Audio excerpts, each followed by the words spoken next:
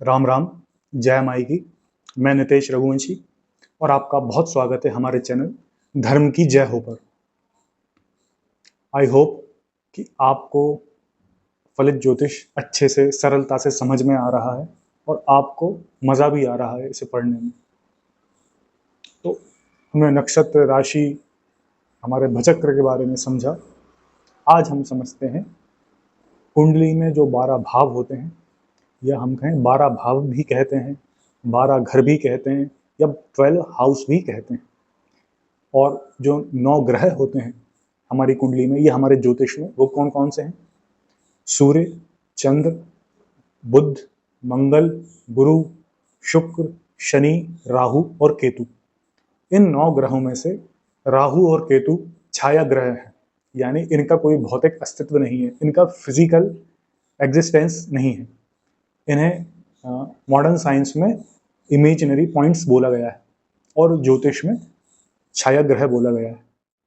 हम आगे समझेंगे कि ये जो 9 ग्रह हैं, इनका किन किन राशियों का स्वामित्व इन्हें प्राप्त है, किस किस नक्षत्रों का स्वामित्व इन्हें प्राप्त है, हम इस वीडियो में ये भी समझेंगे।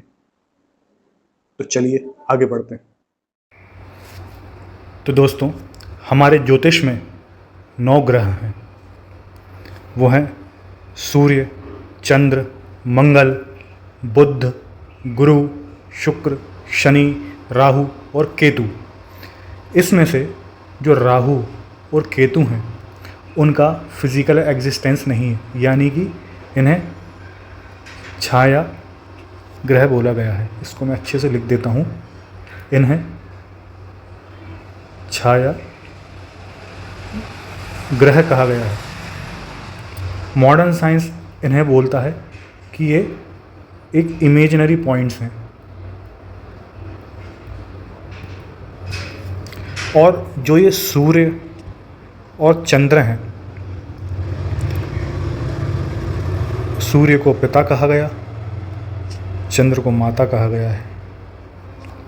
और बाकी हम ग्रहों के बारे में और डिटेल में आगे के वीडियोस में बात करेंगे।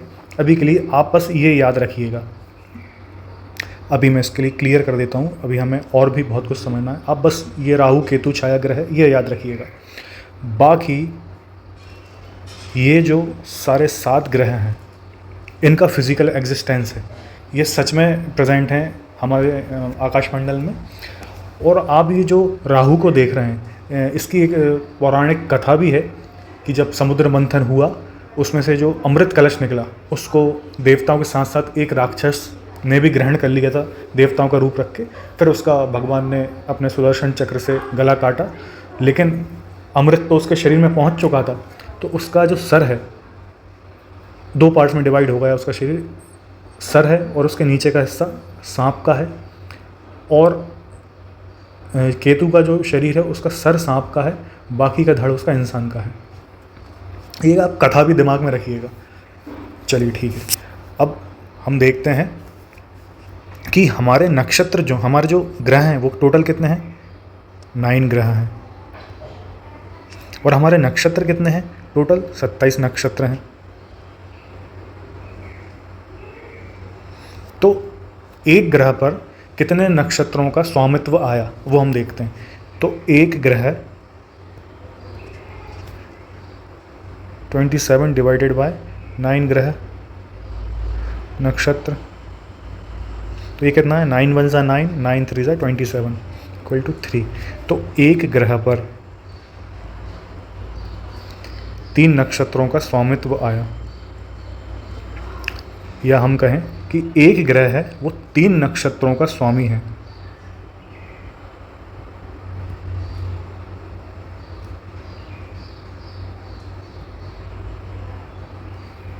तो अब हम आगे की टेबल में देखते हैं कि कौन से ग्रह पर कौन कौन से नक्षत्रों का स्वामित्व आया।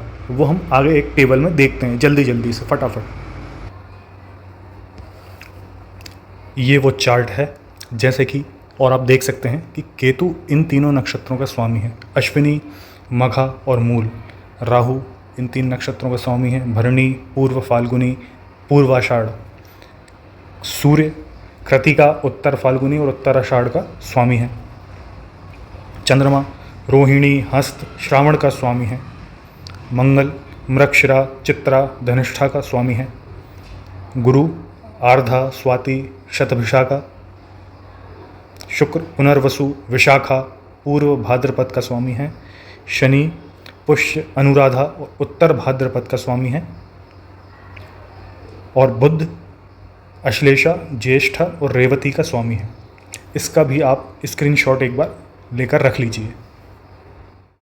नक्षत्रों के रिगार्डिंग हमें पहली बात ये भी याद रखनी है कि नक्षत्रों को 3 क्रमों में बांटा गया है। पहला क्रम है अश्विनी से लेकर अश्लेषा नक्षत्र तक, जो कि 120 डिग्री कवर करता है 360 डिग्री में से। दूसरा क्रम है अश्लेषा से ज्येष्ठा नक्षत्र तक, जो बाकी की 120 डिग्री कवर करता है, यानी कि 120 से 240 डिग्री तक कवर करता है। और तीसरा क्रम है ज्येष्ठा नक्षत्र से रेवती नक्षत्र तक, जो कि 240 से 360 डिग्री कवर करता है। तो ऐसे 120 डिग्री के 3 क्रम हुए हैं हमारे।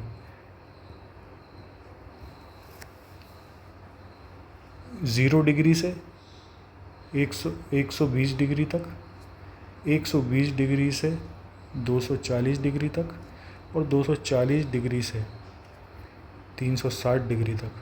आप ये भी अपने दिमाग में रखिएगा। अभी तक हमने नक्षत्रों के बारे में एक बेसिक लेवल की अंडरस्टैंडिंग डेवलप कर ली है, और मुझे पूरा भरोसा है कि आपको बहुत ही अच्छे से समझ में आया होगा। अब हम फटाफट ये देख लेते हैं कि कौन सा ग्रह किस राशि का स्वामी है। तो चलिए, तो दोस्तों अब हम समझते हैं कि किस ग्रह के पास कौन सी राशि का स्वामित्व आया। हमारे ज्योतिष में टोटल 9 ग्रह हैं।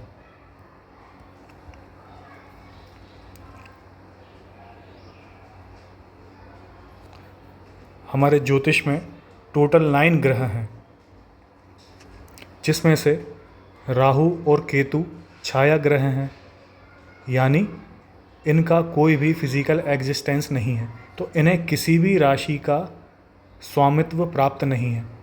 सूर्य और चंद्रमा को एक एक राशि का स्वामित्व प्राप्त है। अब बचे 5 ग्रह मंगल बुध गुरु शुक्र और शनि, इनको 2 राशियों का स्वामित्व प्राप्त है। इसमें से हर एक ग्रह को, यानी मंगल को 2 राशियों का, बुध को 2 राशियों का, गुरु को, शुक्र को, शनि को 2-2 राशियों का स्वामित्व प्राप्त है। इसको हम एक चार्ट से समझते हैं। जैसे कि आप देख रहे हैं कि सूर्य को सिर्फ सिंह राशि का स्वामित्व प्राप्त है, चंद्रमा को सिर्फ कर्क राशि का स्वामित्व प्राप्त है। एक बात और आप याद रखिए कि अगर मैं कहूँ सिंह राशि, तो ये 5th नंबर की राशि है। क्रम में हम देखें क्रम वाइज, तो ये 5 नंबर की राशि है।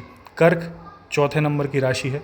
तो आप जब भी राशियों को लिखेंगे तो आप ब्रैकेट में उसकी नंबर भी लिख दिया करें। इससे आपको याद रखने में बहुत आसानी जाएगी और आप फिर कभी भूलेंगे नहीं। ऐसे ही मंगल को 2 राशियों का स्वामित्व प्राप्त है, यानी कि मेष और वृश्चिक, जो कि 8 नंबर की राशि है। बुध ग्रह को मिथुन और कन्या राशि का स्वामित्व प्राप्त है। गुरु को धनु और मीन का, शुक्र को वृष और तुला का, शनि को मकर और कुंभ का, और राहु और केतु को किसी भी राशि का स्वामित्व प्राप्त नहीं है। तो ये चार्ट का भी आप स्क्रीनशॉट लेके रखिए। आगे जो हम लेसन्स पढ़ने वाले हैं उसमें इस चार्ट की बहुत ज़रूरत पड़ेगी। नक्षत्रों के रिगार्डिंग एक और बहुत इम्पोर्टेंट जानकारी कि जब कभी भी किसी के घर में बच्चा होता है तो कभी कभी हमें यह सुनाई में आता है कि बच्चा मूल में हुआ है। इसका क्या मतलब है?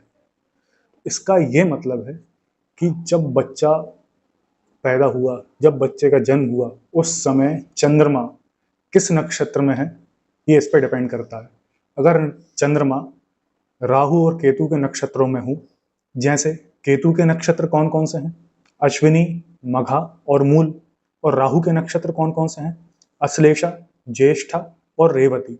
अगर इन 6 नक्षत्रों में चंद्रमा गोचर कर रहे हैं या चंद्रमा स्थित हैं, तो हम कहेंगे कि बच्चे का जन्म मूल में हुआ है और इसे अच्छा नहीं माना जाता। ऐसा किंवदंती है या ऐसा आम बोलचाल में बोला जाता है। अब ये अच्छा है या बुरा, ये एडवांस लेवल की बात है। अभी हम बेसिक अंडरस्टैंडिंग डेवलप कर रहे हैं। तो हाल फिलहाल आप यही समझिए कि अगर इन 6 नक्षत्रों में चंद्रमा स्थित है जन्म के समय, तो बच्चा मूल में होगा। और इसमें भी मुख्य मूल किसे कहते हैं, हम वो समझते हैं। हमने पिछले कुछ वीडियो में समझा कि जो नक्षत्र हैं वो 13 डिग्री 20 मिनट के होते हैं। हर नक्षत्र 13 डिग्री 20 मिनट का होता है और हर नक्षत्र के 4 चरण होते हैं, 1 2 3 4, जिसमें से हर एक चरण का मान होता है 3 degree 20 minute, 3 degree 20 minute, 3 degree 20 minute. तो टोटल मिला के हुए 13 डिग्री 20 मिनट।